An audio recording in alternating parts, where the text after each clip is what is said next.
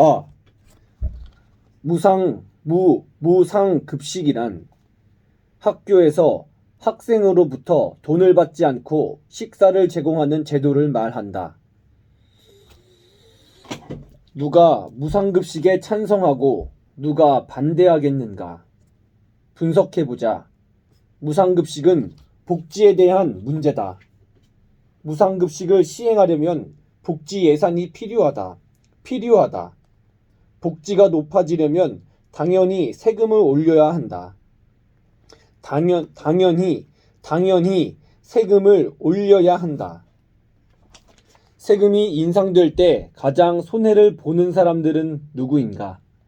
기업과 자본가다. 이들의 세금 부담이 커질 것이고 그에 따라 손해를 볼 것이다.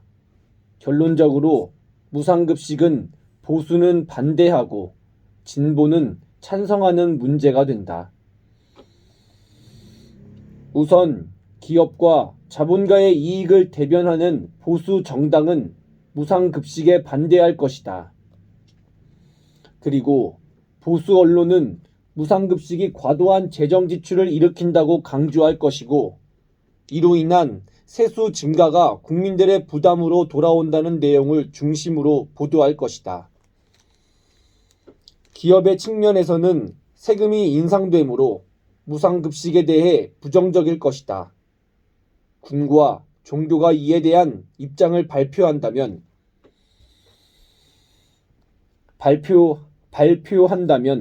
과도한 복지 지출의 발생을 우려하는 내용이 될 것이다. 이와는 반대로 무상급식이 시행되면 복지 수준이 향상되는 것이니 사회적 약자인 서민들이 옹호할 것이다. 그리고 이들의 입장을 대변하는 진보정당이 무상급식에 강력히 찬성할 것이다. 무상급식 찬성의 입장들은 진보 언론에서 집중적으로 다뤄질 것이다. 빈곤층 학생들이 실제로 급식을 하고 있는 모습이 중점적으로 보도될 것이며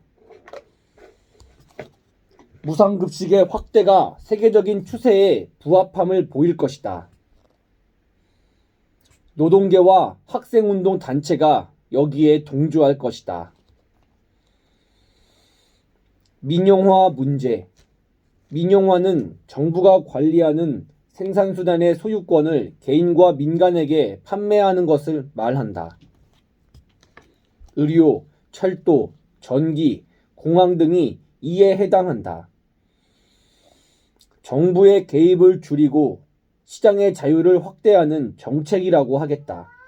정부의 개입이 축소되면 앞서 논의한 대로 세금과 규제가 줄어들고 이와 함께 복지도 축소된다. 세금의 축소는 자본가와 기업의 이익이 되고 복지의 축소는 노동자와 서민의 손해가 된다.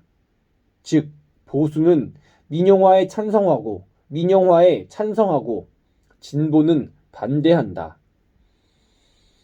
우선 보수 정당이 이를 추진하고 보수 언론은 공공기관의 방만한 운영과 비효율을 중점적으로 보도할 것이다. 자본가와 대기업이 이를 인수하려 하고 시장이 자유화되는 것에 대해 군과 종교는 지지하는 입장을 가질 것이다. 반면 진보 정당은 이에 대해 반대할 것이다. 진보 언론은 민영화가 가져올 전기, 통신, 철도, 항공의료 비용의 상승을 대대적으로 보도할 것이다. 국민의 생존과 직결된 서비스는 시장 논리를 따라선 안 된다는 주장이 제시될 것이다.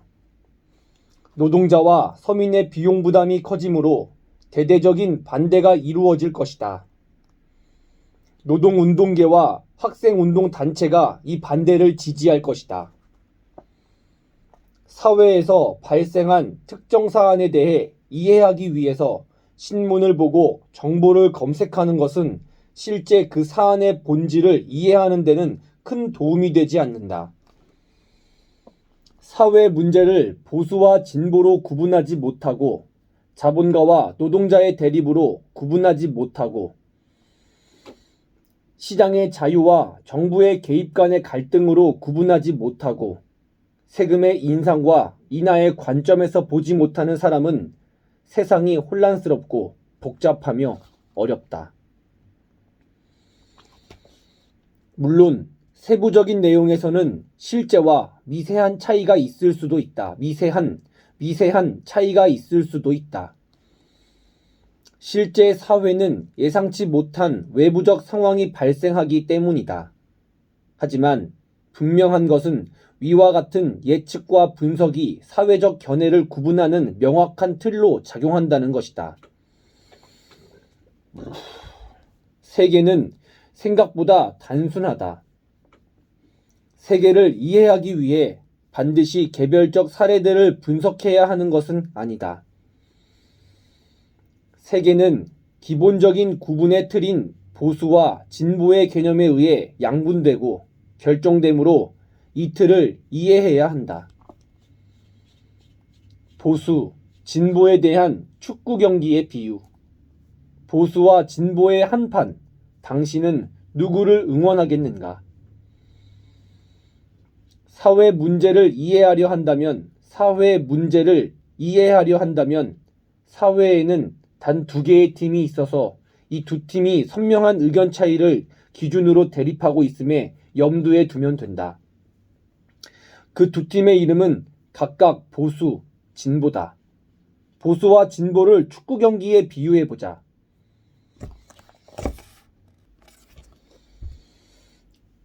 세계를 이해하기 위해 반드시 개별적 사례들을 분석해야 하는 것은 아니다. 세계는 기본적인 구분의 틀인 보수와 진보의 개념에 의해 양분되고 결정되므로 이 틀을 이해해야 한다.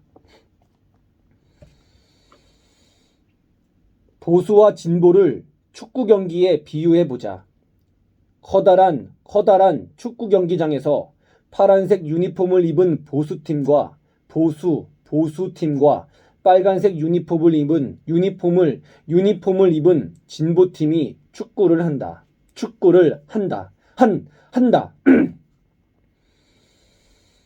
보수팀의 선수들은 11명인데 공격수는 다국적 기업, 대기업, 중소기업 이렇게 셋으로 거인이다.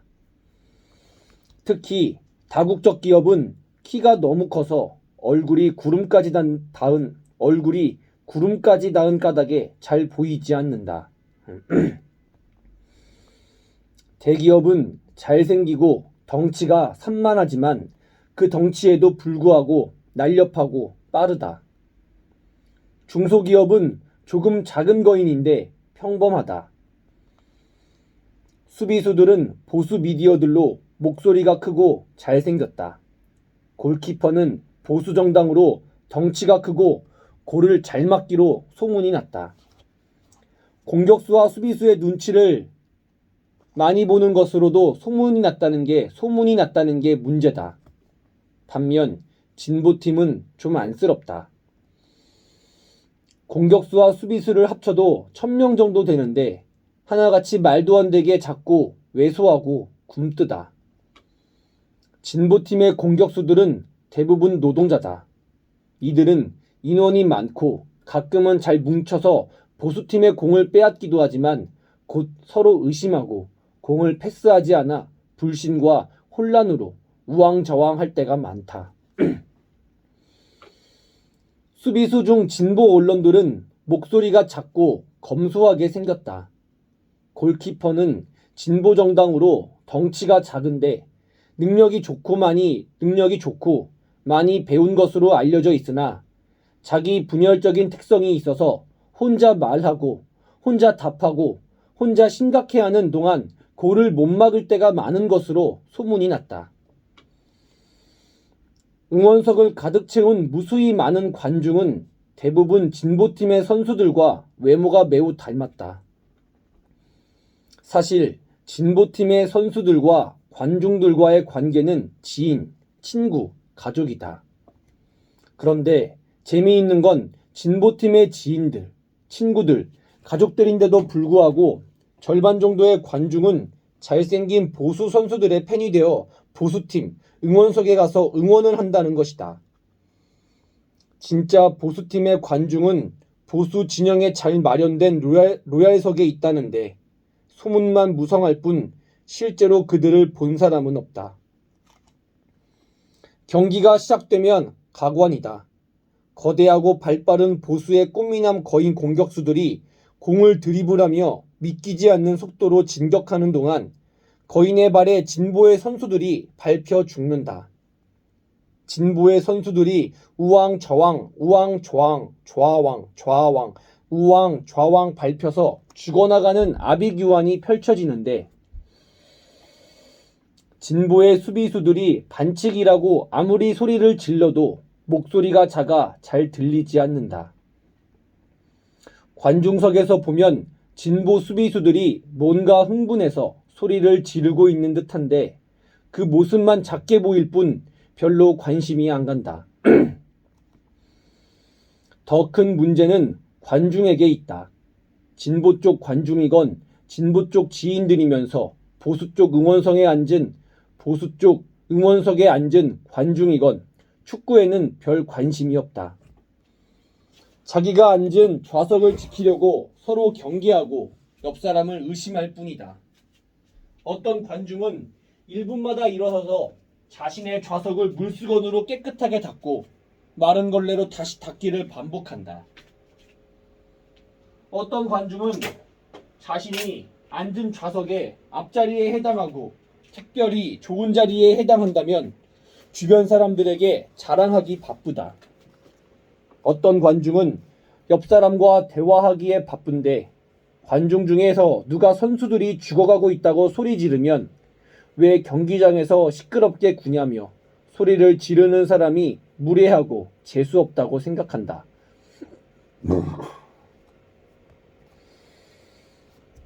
경기장의 가장 뒤쪽에 앉아서 경기장이 잘 안 보이는 사람들은 그나마 좌석이 생긴 것에 위안하며 졸거나 유일하게 보이는 거인 공격수들의 모습만을 가끔 보고 있다.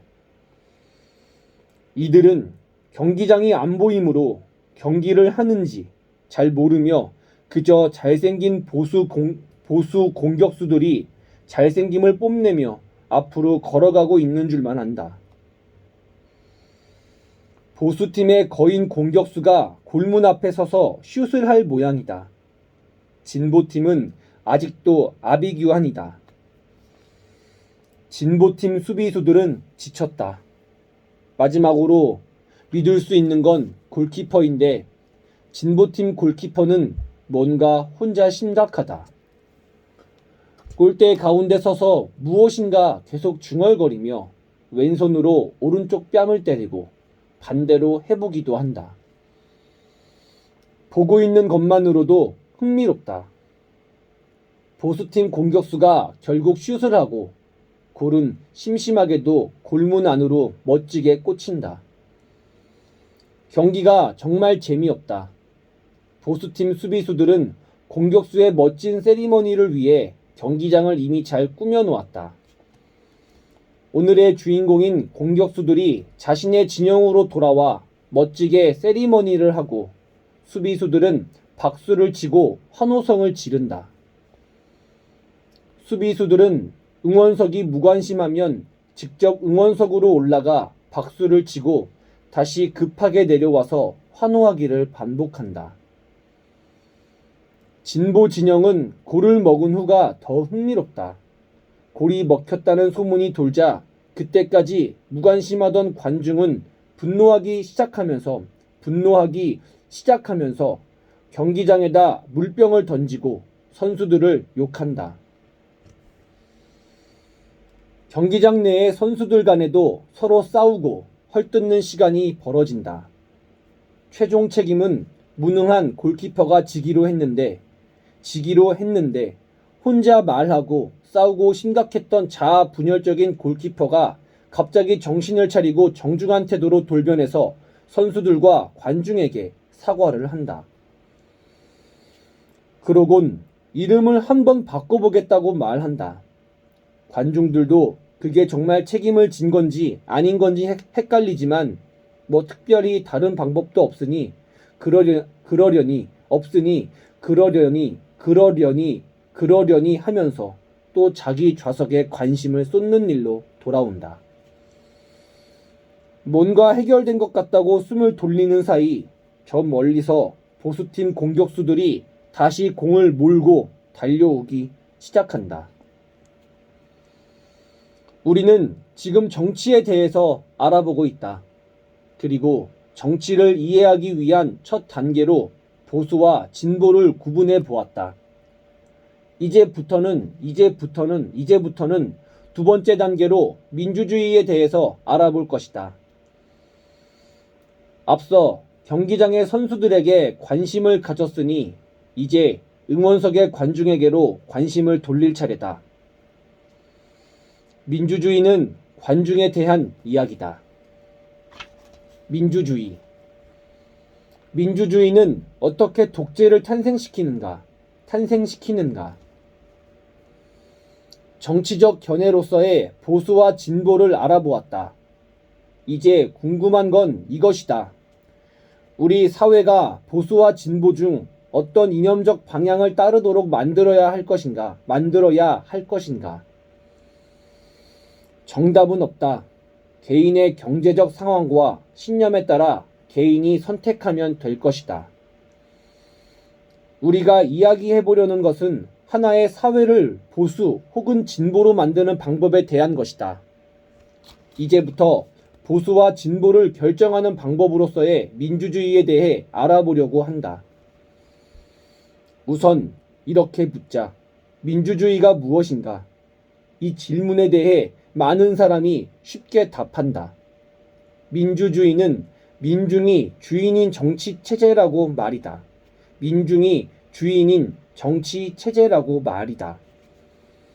옳은 답변이다.